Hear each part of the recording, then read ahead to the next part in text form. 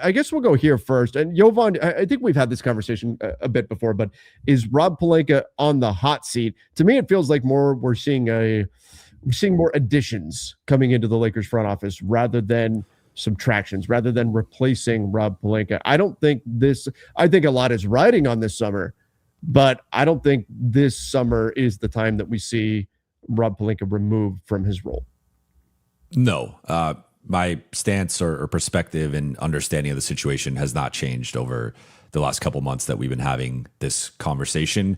I mean, if anything, like with them winning the Rockets series, I feel like Rob has gotten some credit lately for the DA and Marcus signings and the Luke trade, and like he did make some moves that ended up being pretty pivotal for this group, and each of those guys having, I mean, Marcus was, I thought, I made the point before, I think he's been their fourth best player on the season, and then DA outplaying Alperen Şengün in multiple games in the first round, Luke having the game 1 and game 2 performance, the game winning shot against Orlando.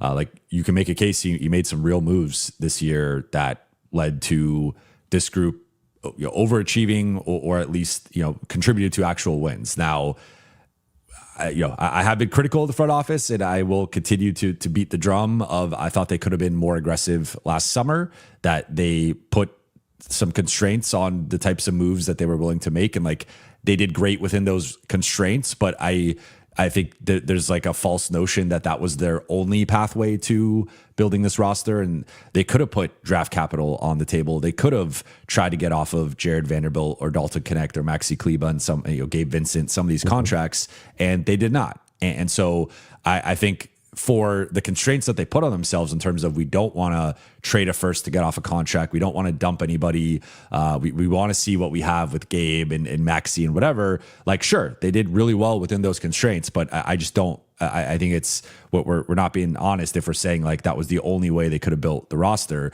I thought the Gabe plus a second for Luke was a great trade. It obviously played out about as well as realistically possible.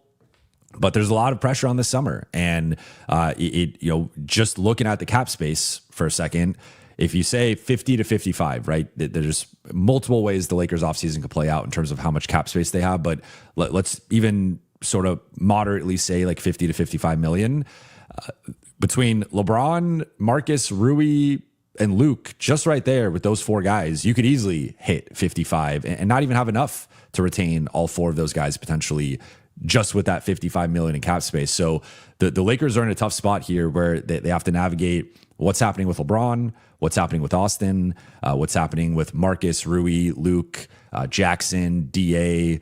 There's a lot of moving parts here in terms of who's going to be on the roster, who's not, and at what number, I think contract length is like a sneaky thing here of I think it's different with we talked about it with Marcus, like how much you want to offer Marcus on a short-term deal versus a longer-term deal, and how does Marcus feel about that? Does he want more years? Okay, well then that annual average value's got to come down. So there's so many moving parts with this offseason that it's imperative they nail it.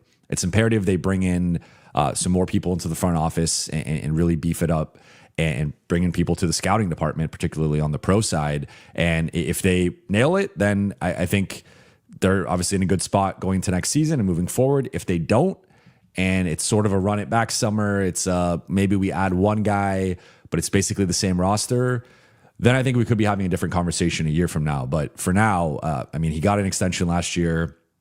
You could say within the self-imposed constraints, he did as good of a job as possible. But I think the pressure's on this summer. Like, you can't have 3 straight first-round exits with Luka Doncic on your roster. I don't think that's tenable. So a lot of pressure going into next year. So the NBA playoffs are obviously a grind, but I can see the light at the end of the tunnel finally. Now that my wife and I live in Colorado, we're by Red Rocks, and so I'm excited to go see some concerts this year. I'm actually very excited to go see the Tedeschi Trucks Band. They're coming to play a 2-night set at the end of July, July 31st. I think Derek Trucks is one of the best guitarists in the history of the world. So very, very excited to get out, which is why I want to give the sponsor of today's video, SeatGeek, a huge shout out. With over 35 million downloads, SeatGeek is the #1 rated ticketing app. And it's really just about how simple the process is. It's so easy to open up the app, look at your map of all the seats, but you can sort by deal, which is my favorite feature, and they rate every single ticket on a scale of 1 to 10 by how good the deal is. So I know if I'm picking from these ones at the top, I'm getting an amazing deal. And as I work further down the list, obviously it might not be as good of a deal, which kind of just simplifies the process for me and helps me know that I'm getting the right ticket for the right price. There are more than 70,000 events listed on SeatGeek, including concerts, sports, festivals, and more. And you can now get World Cup tickets on SeatGeek. And by the way, every ticket is backed by their buyer guarantee. And of course, I have a code for you guys. You can use code COLLECTIVE10 for 10% off your next set of tickets at SeatGeek. That's 10% off any tickets with promo code COLLECTIVE10. Make sure you click the link in the description to download the app and have the code automatically added to your account so you can use it later. Thank you, SeatGeek. Yeah, I think it comes down to this. The can has been kicked down the road. We're at the end of the road. Now, this is it. You've got to figure this out this summer. Last summer, the moves they made, Marcus Smart, DeAndre Ayton, Jake LaRavia, those are fine moves, and they've paid off to different, varying degrees and at different stages of the season. But even back last summer, we were saying the same thing. We were saying they didn't, some good moves, but they also kept the powder dry, right? You didn't give up any of your trade assets. You still had your picks that you could move and all of that. And that was going to be to make some other moves to fill the holes at the trade deadline, that you were going to need to find the athleticism, the defense, the switchability, the shooting, all the stuff that they needed. Okay, we're going to wait until the trade deadline. We'll see what's what.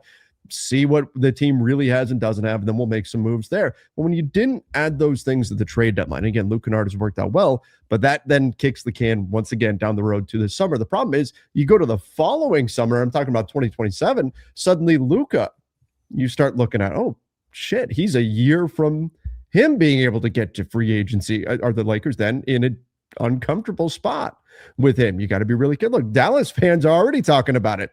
Get a few years from now, come home, Luka, right?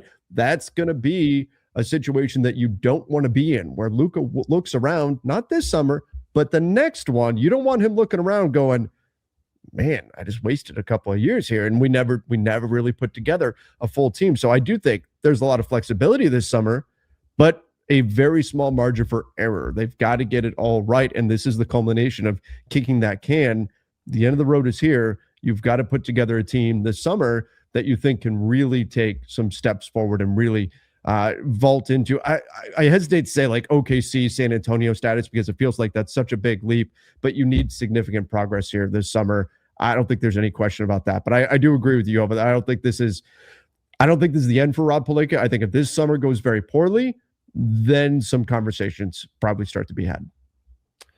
I would just add that I think for this new kind of phase of the team build, where the reality is they do have to pay Austin, and they're going to have to find some number to get LeBron to agree to, and you're going to certainly need to try to retain Marcus Smart at a minimum.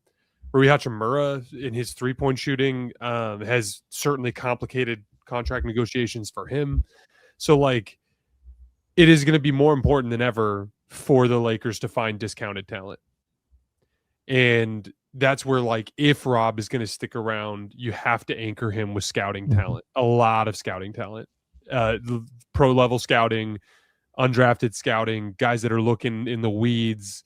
You got, like, let's say for instance, you don't trade the 2026 first on draft night. That needs to be a rotation player. That needs to be a dude who can come in and play in your top 7 or 8 guys this year. Like, that cannot be a miss. And so there's a certain amount of, more than ever, succeeding on the margins will drive things more than, a small decision here or there with the actual money decisions in this offseason. Like, just take Rui, for example. Like, let's say you let Rui go or you keep Rui. That decision, one way or the other, could matter less than, do you find 2 or 3 rotation players that make a combined $7 million between a late first round pick and an undrafted guy, 2-way guy, whatever it might be. So like, I think we're entering into a phase where, like, we keep thinking like, well, what if we throw this RFA money at Tari Eason or at Peyton Watson? And it's like, no. This is most likely, the way this is most likely going to work is you're going to retain a lot of guys from this year, and there's maybe one trade to make, and you had better hit on your 2026 first. You would better hit on the vet minimum signings. You would better hit on your two-way guys. Like you need to hit on the margins, and that's where Rob needs the most help. Yeah, that's where they've historically struggled, winning in the margins. We did just get guys, this is a record $50 super chat. Appreciate that. The largest we've gotten on this show. Thank you. Thank you. Aziz Kavaz said, gentlemen, good season. Lakers in 7. Wouldn't that be great? That would have to be the greatest comeback that we've ever seen in sports, or at least up there. No team's ever come back from 3-0. Yeah. So there you go. I would have liked to have seen DA and Jackson out there with Chet and the German Beast. Been saying it all year. Jax can hit those threes. LOL. I'm delusional. Thanks for every game, guys. Have a good summer. Well, thank you very much. Appreciate that. I've gotten this question quite a bit too. Why aren't the Lakers trying, since you've got Chet and Hartenstein out there? Why are the Lakers not throwing out two bigs in Jackson and DeAndre Ayton? Jason, why not throw that strategy out there? Because they're two of our worst players. I mean, I hate to be like super a blunt answer, crass about it, but